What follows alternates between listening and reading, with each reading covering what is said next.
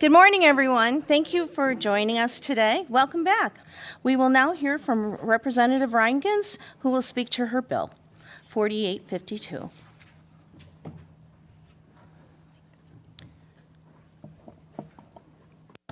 Thank you. Good morning, everybody.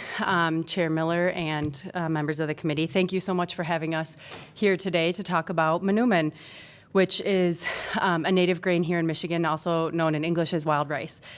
So this bill, HB 4852, would designate Manoomin wild rice as our state's native grain. And I just wanted to describe a little bit why I'm bringing this to the committee. Last summer, before I was elected and a new member, I was talking to community groups across the state, and one of the groups was the Anishinaabe caucus of the Michigan Democratic Party. And they have been working on making Manoomin wild rice our state native grain for a few terms now. And only 3 states have a state grain at all, and none has a state native grain. So we want to make sure that we're able to honor our indigenous siblings here in Michigan to designate Manoomin wild rice as our state's native grain. So this was introduced a couple times before, has passed unanimously out of committees in both the House and the Senate, but was usually done at the end of a term, and the clock ran out, basically, on getting this across both houses and across the governor's desk. So that's why I introduced it pretty early this term, so we could get it through by the end of 2024, hopefully by the end of this year, too. So I'm really grateful to have learned a lot about Manoomin wild rice as I've been working on this bill and working with our partners. It's not just an important food source, it's an important spiritual and cultural part of Anishinaabe people's community, and the people who use Manoomin and respect Manoomin a lot more than I do will be talking a lot more about that. You'll learn about this from our tribal elders and others, and I really hope that we can designate Manoomin wild rice as our state native grain, and I urge you to vote yes, should we have the chance to vote on this at some point. Thank you. I don't know if you want me to take questions now or just all at once at the end. Do we have questions for Representative Reingans? You have the floor, Representative Young. Thank you, Madam Chair. I'm sorry, I just had one question. Do all our states have native grains? There's 3 states that have a state grain, Okay. but none that have a state native grain. Minnesota does have wild rice as their state grain. So, but we would be the first one to actually use the indigenous word in our state law. I like when we're trailblazers, so thank you for that. Thank the people who've been pushing this for a long time. If we don't have any more questions for Rep. Reingans, we'll move into testimony. Next, we'll have Nicole Kiwa Bieber, Treasurer of the Anishinaabe Caucus of the NDP, Little Traverse Ban Bay Urawa, tribal citizen. Welcome. Thank you for joining us today. Minukishika, good morning. Nicole Kiwe Bieber, Indigenous. Waganakasino Dawa Anishinaabe Kwe, Mishikidodam. I'm a tribal citizen of the Little Traverse Bay Bands of Odawa, part of the Three Fires Confederacy of the Anishinaabe, and I am Turtle Clan. I also serve as treasurer for the Anishinaabe Caucus. I'd like to say about Manoomin and the importance of having this be the native grain and why that is meaningful. And it would have to do with partly my age and the age of my children. I am 48, and it wasn't until last year that I was able to go to a rice camp where we have our jiman, the canoes. We go out in the traditional way, the way our ancestors did. And I was able to take my daughter, who was 12 then and is 13 now. So that felt good. She didn't have to wait quite so long to have that really central part of our culture. As a people, that's why we're here in this beautiful Great Lakes Basin, because this is the place where the food grows on the water. We hadn't seen her in a while.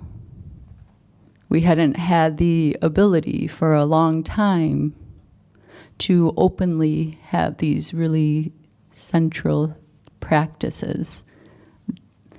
It's a matter of what we are doing and when we are with the land. Maybe I could read about things, but it's not the same, is it? So for this designation, I think it's educational for even those among the residents of Michigan and the Great Lakes Basin who aren't Anishinaabeg. Because there'll be a question, what is Manoomin, right? And they can learn that. And they can learn something I think that's really wonderful for us all. It's a story of recovery, not only of our cultural practices, but also of the Manoomin herself, who will be there when the waters are correctly cared for. They have to have a certain cleanliness to them. And that's a measure, a presence, a restoration that we can all benefit from, seeing in real time. So this would be a wonderful thing for you all to, again, pass unanimously, and we appreciate that, you know, as your colleagues, and maybe some of you have been on this committee and done this before. And again, urge you to indeed please make sure everyone who can have this be passed and become part of our shared pride in our beautiful Michigan, and also as a really meaningful, respectful way to recognize our Anishinaabe culture. Miigwech. Thank you for your testimony. Question from Representative Stone. More of a comment, but I just wanted to thank you for elevating the importance of terminology, language, and culture in recognizing our first people of Michigan. That the Anishinaabe language underscores many of the words and names in Michigan, and that we shouldn't shy away from that. And so thank you. Miigwech. And Barb and some of our other culture carriers may mention it, but just in case, for the word Manoomin or Manoomin, you know, there's variations, means the good berry. So it's that goodness, and there's a spirit sound in that as well with the Manu. So, Miigwech. Representative Roth. Thank you for testimony. I just maybe That's all one right. more. See, there you go. You talked about it going away and then coming back. Was there an effort there to bring it back? Maybe can you tell me more about where it went and or why it went away and why it came back? There has been efforts to bring her back, and there's also, which is very interesting, sometimes she'll return when circumstances have changed. So with the naturalization of rivers, when, you know, dams are kind of like old and maybe not so much needed as people thought, it's very interesting how that will precipitate the return. And I will mention as well, when rivers are naturalized, sometimes fish species that have been gone for over 100 years return. So again, with the importance of that restoration that we can see happening, sometimes it's like really educational to realize that happens when we sort of get out of the way as well. Mm-hmm. Thank you. I'll pause now just in case. Anyone else before we move on? Thank you so much. you. Next, we'll move on to our next presenter, Nat Spur, Vice Chair of the Anishinaabe Caucus of the NDP Notawasapi Huron Band of Potawatomi. Thank you for joining us today. Bonjour, Mano Waben, Nat Spur, Indigenous Bodboy Watabee and Dow, Pine Creek Indian Reservation, Athens, Michigan, and Deutschbia. Good morning, everyone. My name is Nat Spur. I'm the Vice Chair of the Anishinaabe Caucus through the MDP, and I'm also an enrolled member of the Nottawasapi Huron Band of the Potawatomi tribe. My house is located on the Pine Creek Indian Reservation, just about an hour south of here, just south of Battle Creek. We settled that land in 1840, got the deed to it in 1845, and my grandmother, who was a full-blooded member of our tribe, was born about a couple hundred yards from where my house currently is on the Pine Creek Reservation in 1922, at which point she wasn't a citizen of this country because the Citizenship Act of 1924 had not passed yet, and also English was not her first language. She grew up speaking Bodwe-Watamie, how I introduced myself, in our native language, because that was how secluded and how isolated our tribe was from the rest of the world at that time, from the rest of Michigan. And so anyway, she met my grandfather, who was a full-blooded member of the Bad River, Wisconsin tribe, while he was stationed at Fort Custer during World War II. So imagine the two of them meeting full-blood Indians, one from Wisconsin, one from Michigan, at a fort, military fort named after an Indian killer. So we'd like to get that changed at some point as well. But my mother, Laura Wesley Spur, was a full-blooded member of our tribe, full-blood Indian, and it was actually the leader of our tribe for the last 11 years of our life, of her life, up until her unexpected early death in 2010. I've been an elected leader of my tribe. I've been an election board member, a gaming commissioner, had a number of different roles and committees and boards with our tribe over the years. But I've been the vice chair of the Anishinaabe Caucus for the past 3 years. And our goal at the caucus is to do what the National Congress of American Indians does for Native American citizens at the federal level. We lobby and like to promote issues and candidates that best represent the 12 federally recognized tribes of the state of Michigan. So we've got 5 in the Upper Peninsula, 7 in the Lower Peninsula. But over the last 4 years, this, along with decommissioning Line 5, have been the heart and soul of what we try to do. I brought this issue, designating Manoomin, or wild rice, as the state grain of Michigan, to the floor of the United Tribes of Michigan 5 years ago, at which point in May of 2019, they passed a unanimous resolution asking for the state of Michigan to designate wild rice, or Manoomin, as the state grain of Michigan. This has been the heart and soul, something incredibly important to what we do, because over the last 10,000 years, Manoomin, or wild rice, has been the single most important food staple, the most important source of nutrition for our people. It's hard to get the figures estimated exactly or accurately, but I would say around most of our tribal elders estimated it probably accounted for about 40% of our whole economy and at least 50% of the calories that would last us through a Michigan winter. So around late summer, early fall, every year, right around this time actually, September is usually when wild rice is at its peak and is harvested.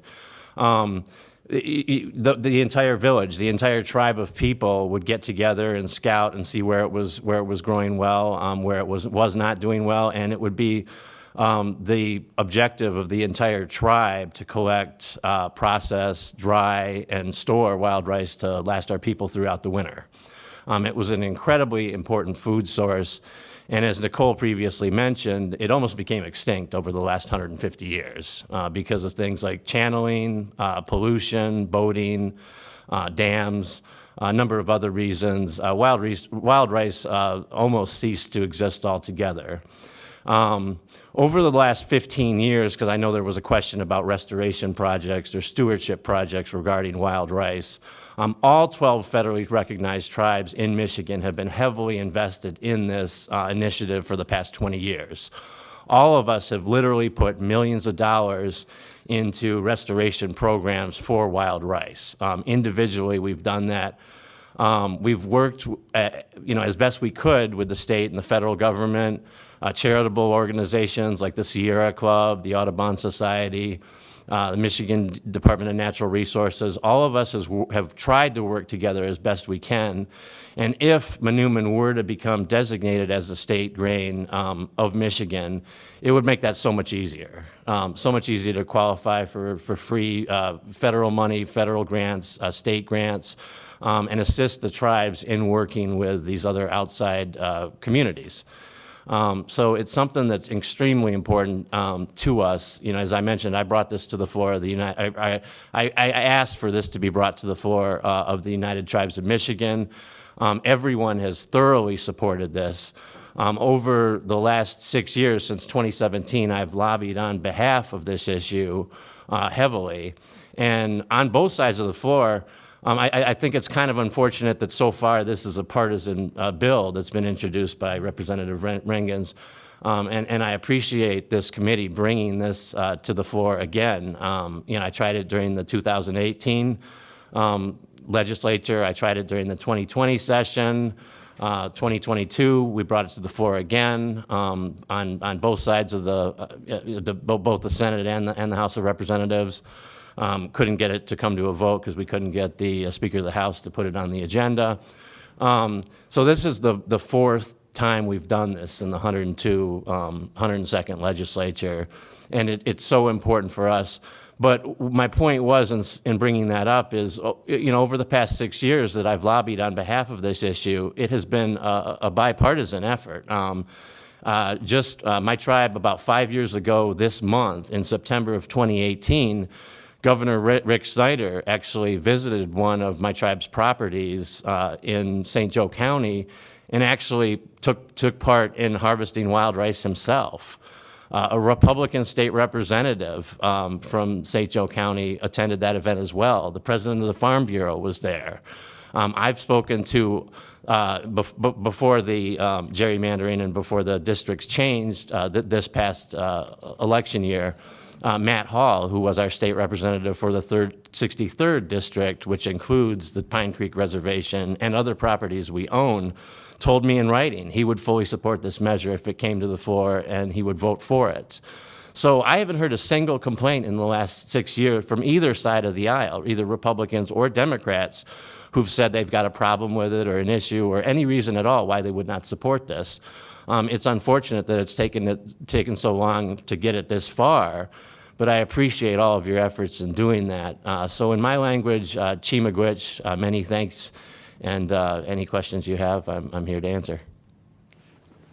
Thank you. Representative Heiss has a question. Thank you, Madam Chair. I think really you answered most of my questions, but one more. Whenever I've gone to the store to buy wild rice, it always says product of Minnesota. And so that had me wondering what the production here, I guess, is. I'm wondering why I've never seen product of Michigan on something like that. Because it's not readily, the real stuff, the authentic, legitimate Manoomin or wild rice, it wouldn't be packaged like that. We're totally against any type of genetic modifying or manufacturing process such as that. All tribes in Michigan, all 12 of us have individual programs where we prepare it, but it's a sacred food source for us. It's not something we would manufacture and sell on a commercial basis to make money or to support ourselves. And we're not, even if we could do that, we're not at that stage in the process because we're just trying to bring it back. I mean, we're trying to care for it, reintroduce it to places where it used to be and it no longer is. In 2014, the Ceresco Dam, which is right near where a property that we own in Calhoun County, the dam was removed as part of the effort to clean up the river after the oil spill, after the Line 6B fracture that happened on the Kalamazoo River. And when that dam was removed in Ceresco, wild rice actually started to pop up. It had been there for 170 years. and wild rice remained alive underneath the soil, underneath the lake that had formed at the dam, because it wasn't exposed to oxygen. So after being dormant for 170 years, it popped up when that dam was removed. And it's just an example of how resilient that food is, that plant is. So we're just trying to get it in rivers, streams, inland lakes, and trying to restore it to a fraction of what it used to be. Because I mean, but it's something that Native Americans or American Indians view as, it's not just for humans. I mean, we see on my tribe's own reservations and properties that we own, right behind my house, where the Pine Creek flows and enters into the Nottawa River, which later joins into the St. Joe River, which goes out to Lake Michigan. It's a source of food for birds when they're coming up to go north, and they travel through the area where my home is, or on their migration right now when they're going back down south to spend the winter. They're incredibly reliant on wild rice that grows and forms in the month of August and September and October to make their journey down south to spend the winter. We've seen it with fish.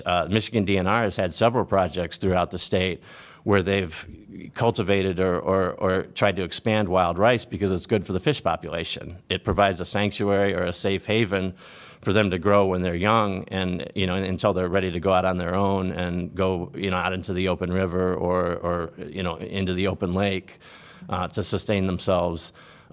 It's a source of food for mammals, things like muskrats. I mean, all types of. I mean, it's incredibly important to the ecosystem altogether from top to bottom. So American Indians don't view it as just a food source for us. I mean, it's something that is incredibly important to the whole environment, to the whole ecosystem. And that's why it's important to us to bring it back and to be involved in all these restoration projects. I really appreciate that it's important to the environment as well as agriculturally. Thank you so much for answering. Thank you, Representative. Representative Beerline. Thank you, Madam Chair. 2 questions, if I may. You may. Thank you. First one, have most of the efforts in restoration been concentrated on tribal lands, or is it kind of statewide?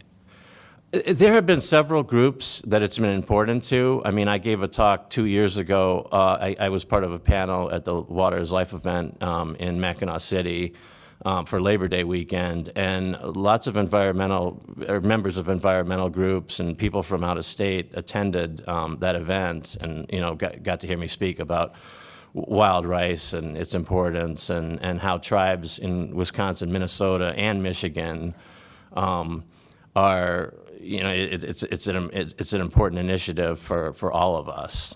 So we've been helped by many different groups. It's not just a tribal basis, but in the language of this bill, where we say it's important to indigenous people of the state, it doesn't have the same significance or the same importance to any other culture as it does to the people of the Three Fires in the Midwestern states, of the Great Lakes region. For example,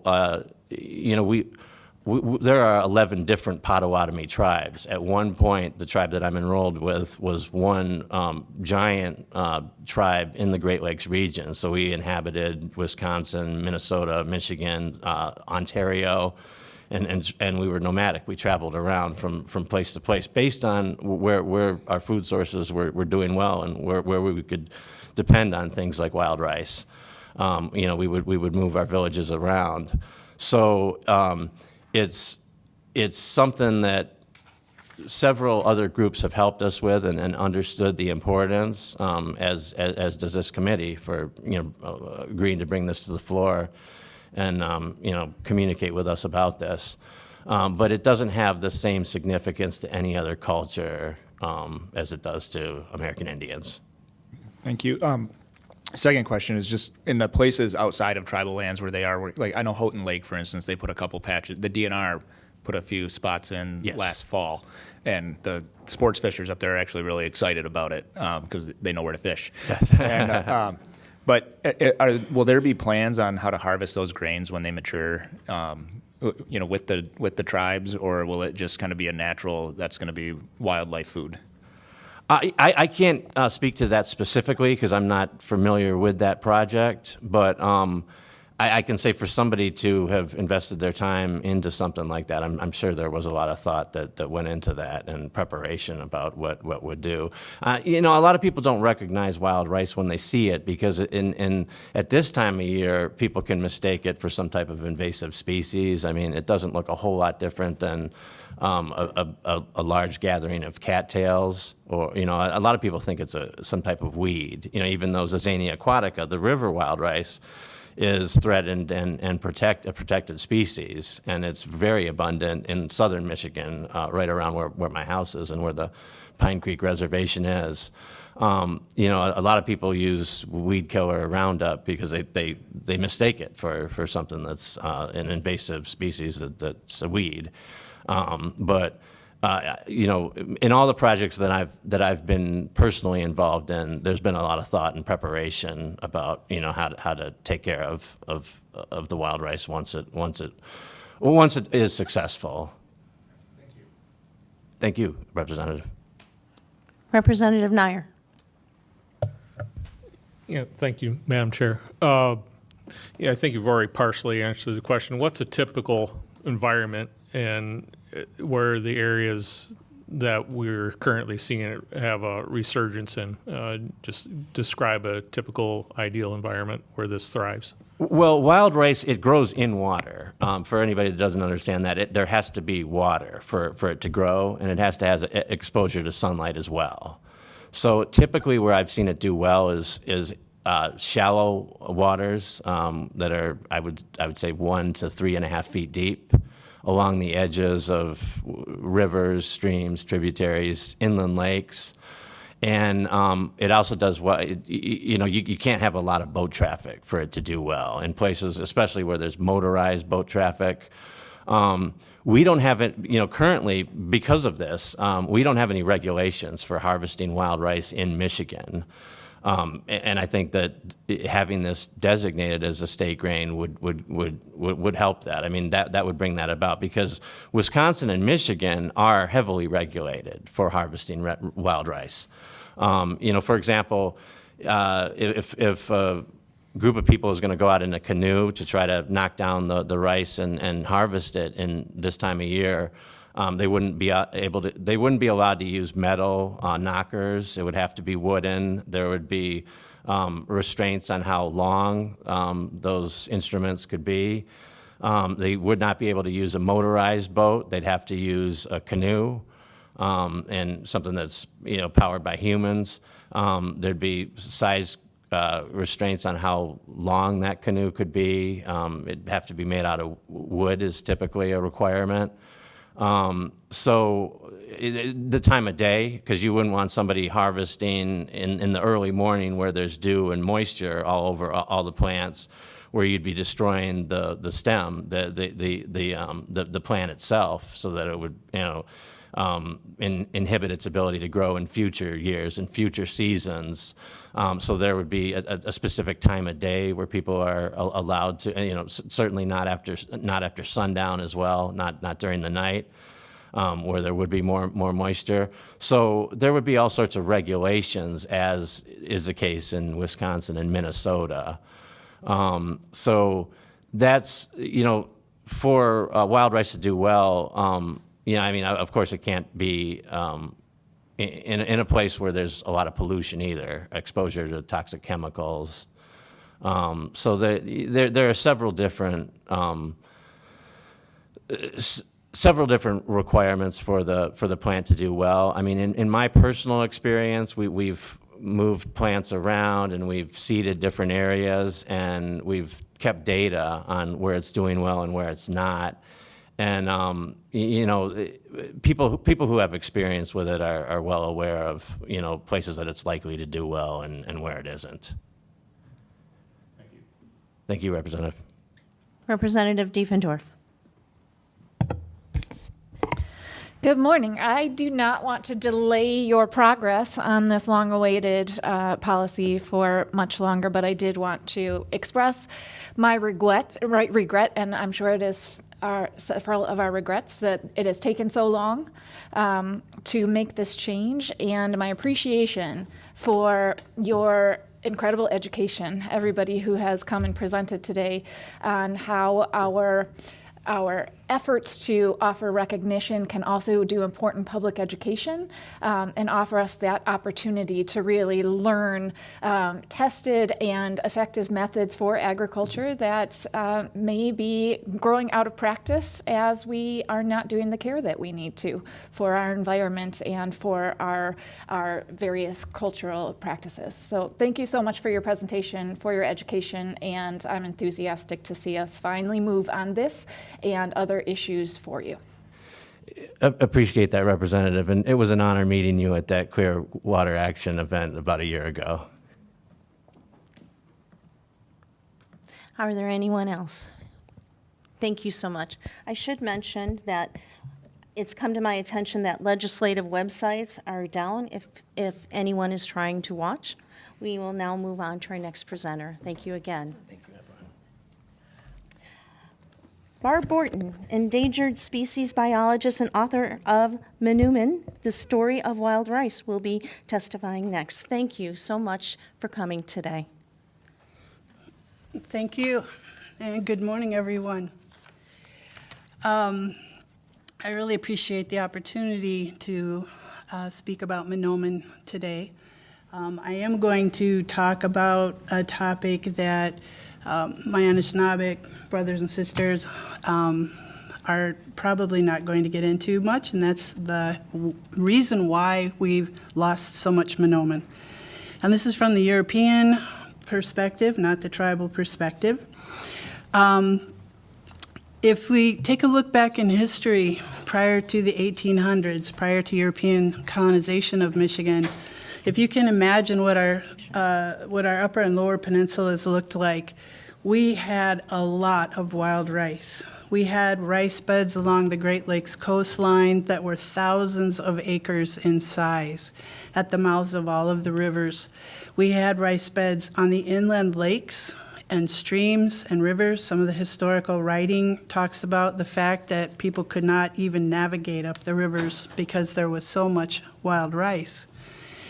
And then things started to happen, and in my book, this is detailed, obviously, but just to give you the highlights of what happened, and this is a successive, in terms of time, set of impacts. The first thing that happened was in the early 1800s, the Army Corps of Engineers decided that we needed to dredge and straighten the rivers at their mouths on the Great Lakes in order to facilitate shipping. And what that did was to basically go in and over time destroy these vast wild rice beds that once occurred there. Move forward a couple of decades and we have the logging era. In the logging era, there were a lot of dams that were built on the rivers to hold water back to facilitate the running of logs in the springtime. Raising of water levels is detrimental to wild rice. It has very particular depths that it likes to grow in. Also, the running of the logs physically destroyed the rice that grew in the rivers, which I should add is a state-threatened species today, the river rice. There was also a lot of draining of wetlands associated in the logging era to facilitate the construction of railroads to move the logs out, and also to create drier areas for towns near the logging camps, etc. I learned this in my research for the book, which I didn't know, is in the mid-1800s, Michigan, the lower half of the Lower Peninsula, was in the grips of an epidemic of malaria. And so the public health officials of the day had a goal to drain the entire state of all of its wetlands in order to protect public health. At that time, they did not know what the cause or carrier of malaria was, just that it was related to wetlands. So Around 1903, I believe, over in Europe, someone discovered the mosquito was the vector. So they intensified the draining efforts here, plus added some kerosene and oil to the surface of the water to kill the mosquito larvae. As you can imagine, wild rice did not take well to the additional impacts of these chemicals and the additional impacts of draining. Moving into the 19-teens, a new form of agricultural practice came, a new form of farming was brought here by immigrants, and it was called muck farming. I'm sure, being an agricultural committee, you're familiar with muck farming. And that's where, in the past, they drained wetlands to get to the muck soils in order to grow root crops. It was a really good growing condition for root crops. In 1919, there was a lake in Grant, Michigan, in Newaygo County called Rice Lake that I believe was our largest inland wild rice bed. The lake was 3 miles long and 1 mile wide and surrounded by wetlands. It was completely drained to create muck farmland. It was also a known ricing area for the Odawa people. So we've got dredging and draining happening. We've got spraying of the water with chemicals. Well, now we're moving into the industrial age, right? And everyone has heard of the water pollution issues that happened in southeast Michigan and the River Rouge, River Raisin, the Detroit River, Lake Erie. All of that started in the industrial era, and there were vast wild rice beds up the Detroit River, all along Lake Erie, all up into Lake St. Clair, and many of those were also further damaged by these pollutants. So after all of that, in my research on the distribution of rice historically here in the Upper and Lower Peninsulas, it was a cold stop. There was not one more mention of wild rice from the 1940s on in the literature or in the old newspapers. And it wasn't until, as my friend said, probably 15, 20 years ago, I even know up at Lac Vitas here in the 1980s, they started to work on restoring wild rice, bringing it back. And through the efforts of various people doing rice camps and teachings, the movement to bring awareness to people here about wild rice has grown. The Michigan Wild Rice Initiative started up a few years ago and now includes several state and federal agencies, universities, all 12 federally recognized tribes. There's a tremendous amount of effort being done for the restoration and preservation and conservation of Manoomin here in Michigan, and it's just absolutely fantastic to see. And I'm myself am just so grateful after dredging through that depressing history of watching these beautiful thousands of acres of rice disappear. To me, it's very important to get wild rice designated as our state native grain. And that's because, number one, it will provide an opportunity to educate the cultural and ecological importance of the plant. And that education will help to support the restoration work that's going on. It will help to build understanding between tribal and non-tribal people. Many folks who do not live near a reservation that are non-native really are lacking in education about our tribal brothers and sisters here. And so this will help a lot with that. It will help to increase wetland habitat, which, you know, I think we're still deficit in our wetland acreage here. And to me, one of the most important things is it honors the sacredness of this plant and its significance in our ecological landscape. I call it ecological amnesia when something disappears and generationally we lose the memory, like the prairies that we once had here. And I'm speaking the non-tribal community. There are a few older hunters who have some vague recollection of the vast wild rice that was on Saginaw Bay because it was a tremendous place for waterfowl in the migration season and tremendous hunting was happening there. But for the most part, if you ask someone on the street, they have no idea that wild rice grows here. This will help take that lack of education and ignorance away. And I think it's just extremely important. I know that when something is named a state tree or a state stone or state butterfly, it's because of the connection that being has to our history, right? To our community, our story here, and the story of this land. And I can think of no better plant species to be named as a state native grain than Manoomin or wild rice. So I thank you very much for giving me a few moments today to speak with you about this plant. Thank you so much. Do we have any questions? Any comments? If not, we'll move on to our next presenter. Again, thank you. Next, we have on Zoom Roger Labine. Can you join us?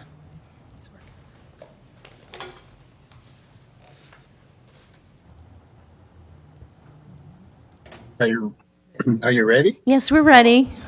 Good morning. Bonjour. Bonjour. Meno Gazette. Matikwana Bay Designates. Gigo Duodem. Ojibwa Anishinaabe and Dao. KK Gitaganing and Nunjaba. What I said is I introduced in my language as I would introduce to my ancestors and the spirits and beyond.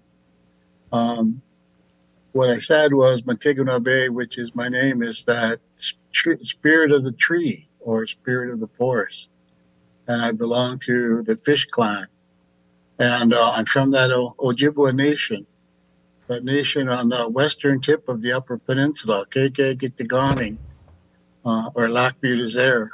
And the reason that I wanted to give testimony in this hearing today is because I've been working with wild rice restoration for 52 years.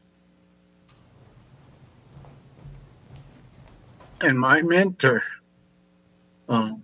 recalled as a boy the waters in which our traditional homeland was on, that it had vast amounts of wild rice, just as there was vast amounts of rice all across Michigan. It was a staple food for my community, as it was for all of the tribes and indigenous people across the state. It was not recognized as the colonizers came and moved forward. And as Barb said, and a lot of other things, wild rice started to disappear.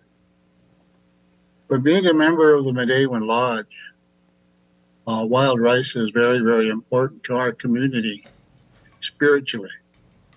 That's why my uncle wanted to bring it back. And so I worked very hard to make sure that the next 7 generations from today still have that gift. It was almost gone when I started. And I've been very, very successful. Over the years of my restoration efforts, I've encountered a lot of hurdles. One of the main hurdles that I needed to overcome was that this important sacred resource that we received from the Creator, it led us here from the East Coast. That's why we are here today. It was our staple food. It is in my community today. I plan on it that it being a sacred resource for the next 7 generations and 7 generations after that. But in my restoration efforts, I had to overcome a lot of things. We became federally recognized in 1988 as our own individual tribe. We broke away from our sister tribe, Keweenaw Bay Indian Community. And we were reorganized. We were once removed from our land until we actually went and bought it back as a community. with the proceeds from the sale of our winter harvest of trapping. And we paid for that land the same way up until we became a federally recognized tribe. And so the obstacles that I have is that we have not appropriate land base like the tribes in Wisconsin and Minnesota. All of our efforts have been on public waters. And so when you come with public waters, there are a lot of things that need to be addressed. And as it's been stated so far in this hearing, there is a misinterpretation of it being a weed, being an invasive species. Riparian owners don't like to see it. So one of the biggest things that we have is herbicide. It took me many, many years to overcome the animosity between the riparian owners in our homeland, and especially around our traditional village. It wasn't recognized as a resource, and there was no protection for the resource. So all of our efforts were in vain many times. I've witnessed bed springs being dragged through our projects, so we weren't successful. They didn't want it. I sit on the Michigan Wild Rice Initiative. We're drafting a stewardship plan to help the state agencies, federal agencies, and the tribes to accomplish some outreach and education to make sure that it is well known among both indigenous communities and all communities and all people of the state. It's going to take a holistic effort for the return of Manoomin, and it needs to be done in a very procedural way. We met last week up in Roscommon in the draft. We got a draft that of how we are going to proceed. The passage of this, giving it a high status as a state grain, is going to enable this wild rice initiative to move forward to get with that stewardship plan and enable them to, or the people that respect this grain, to bring it forward. And so it would enable us to make sure that not only into the tribal communities, but for all residents of the state of Michigan, that as they become aware of Manoomin and how important it can be, not only to themselves, but to the habitat where it grows. It's been given the status as a keystone species. And if you looked at where a lot of the tribal reservations and where tribes are located, a lot of them are on or very close to wild rice beds because of subsistence living. Because it could provide year round. It wasn't for the jet ski and everything else, the big boats. And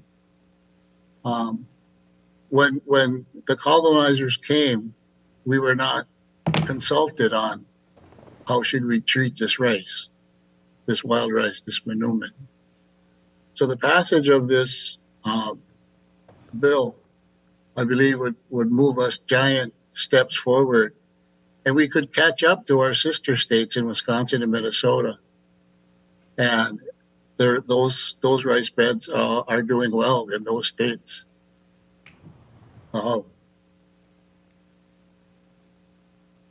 Thank you.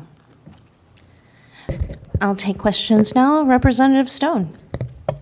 Thank you. You mentioned the stewardship plan, and I was wondering, is there a piece of that stewardship plan dedicated to education and awareness of the public? I asked Jen Reed, who is in the water division over at the University of Michigan. Her and her staff are drafting the stewardship plan. So when the revision comes out, I requested her to, and she told me that once we formalize our mission statement as part of that stewardship plan, she would try to make it available to this committee. Thank you. Any further questions? Thank you, everyone, for your testimony. I will now read in some cards. Whitney Grabell, Bay Mills Indian Community, is not speaking today. She does not wish to speak. She supports the bill. Ashley Stefan with MDARD, not wishing to speak, supports the bill. Representative Roth, you'd like to give Thank a you, question Madam or a Chair. statement? Yes. Yes, ma'am. I think listening to testimony today, I'd like to make a motion that we voted out of committee today.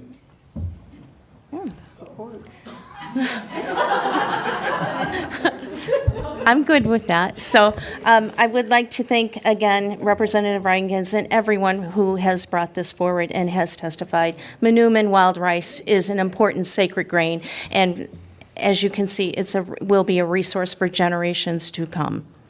So I understand the importance of that. So would the clerk please call the roll? Thank you. Representative Miller, Absolutely. Heiss, Positively, yes. Stone, Yes. Young, Yes. Kofia, Devendorf, Absolutely. Fitzgerald, Yay. Reingans, Yes. Nyer, Yes. Vanderwall, Yes. Roth, Yes. Bierlein, Yes.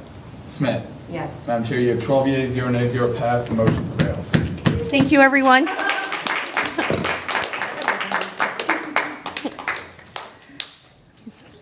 Thank you.